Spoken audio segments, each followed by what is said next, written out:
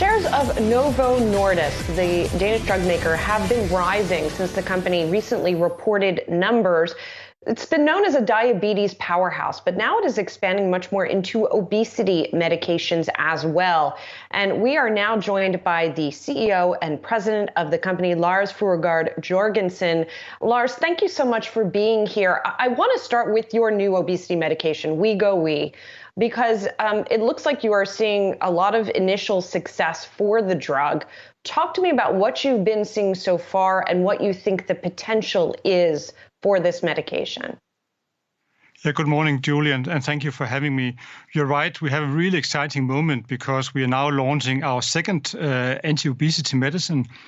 And while the first one has been on the market for 5-6 years, this is a truly exciting moment because we're now launching Wegovy, which delivers a weight loss of some 17-18% on average among those we tested it in. And that is truly an amazing weight loss. And I would dare to say that it's the first time that there's a medicine really delivering on the expectations of both patients living with obesity and also physicians. So we have launched it in June, and we have seen a very, very strong uptake already. And Lars, it's Miles here. You guys were able to come out and you raised, your guidance for sales growth, also for profits. And we're talking certainly about this drug in the portfolio, but I'm curious what you're seeing sort of across the board. Is that driven by the early success in Wegovy, or are there, kind of a broader impulse from your customers, and kind of more secular tailwinds that you guys are riding? Yeah, since we launched it late in June, there's not much sales into our half-year results. So it's really the breadth of our portfolio. It's our diabetes products pulling through. We have a class of GLP-1 based products that's growing really, really strongly in the US and also outside of the US. And many people have found that during the pandemic, diabetes has become more severe in the sense of glucose level going up because of a more, the lifestyle being locked up at home. So we see a big need for more efficacious medicines. We also see some of our products in what we call our biopharmaceutical business, where we have products for people living with hemophilia, also growing nicely. We saw 7% growth there, but overall a 12% growth for the first 6 months of the year. Really all markets, all franchises delivering a strong growth. Lars, we have definitely been talking about people being more sedentary during the pandemic and the effect that has had. I want to ask you about pricing, because this is something that we consistently ask the CEOs who come on the program, because we've seen rising prices in so many areas. Drugs are actually one of the few areas where we have been seeing price increases, and that's not new. And so as the rest of the world is now seeing inflation, I'm wondering what's happening with prices of your products. Yeah, it's a very complex matter because in the US there is a complex supply chain.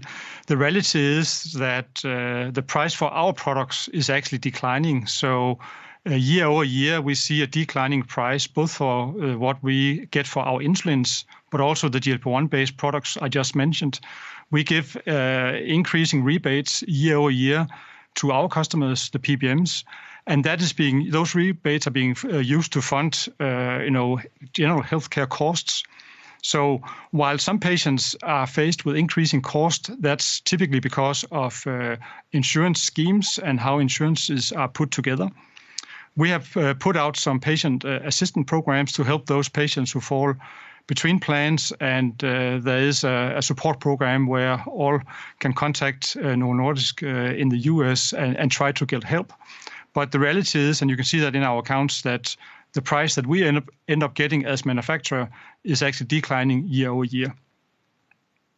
And, Lars, we've talked to a lot of industrial companies on this program, food businesses who are facing a lot of challenges with their supply chains and their ability to get their product to market. Are you guys having any of those similar issues, or has the global supply chain from your vantage point been working pretty smoothly? Well, a company like Novo Nordisk, we actually use relatively limited raw materials going into our manufacturing processes. Obviously, we use glass for our liquid products. We have devices, etc. So there's actually a relative big part of the manufacturing process taking place in our facilities, and it's the process there that actually creates the products. But having said that, we do see that, say, a year and a half into the pandemic, many inventories are depleted, and certain materials that we need to use in manufacturing is becoming harder and harder to get. But so far, we are very pleased that we have been able to supply all our patients throughout the pandemic, despite that many of the typical transportation means have been, shut down, and we've had to find new ways. But we have, strong inventories. We have strong commitment to the patients. We help each and every day. And when you live with a disease like diabetes, you rely on chronic treatment, and for many patients, it's also life-saving treatment. So we work hard on making sure that those supplies are ready for them, and we have succeeded in doing that so far in the pandemic. And I'm quite confident we can continue doing that. Lars, thank you so much for being here. Lars Fruergaard Jørgensen is president and CEO of Novo Nordisk.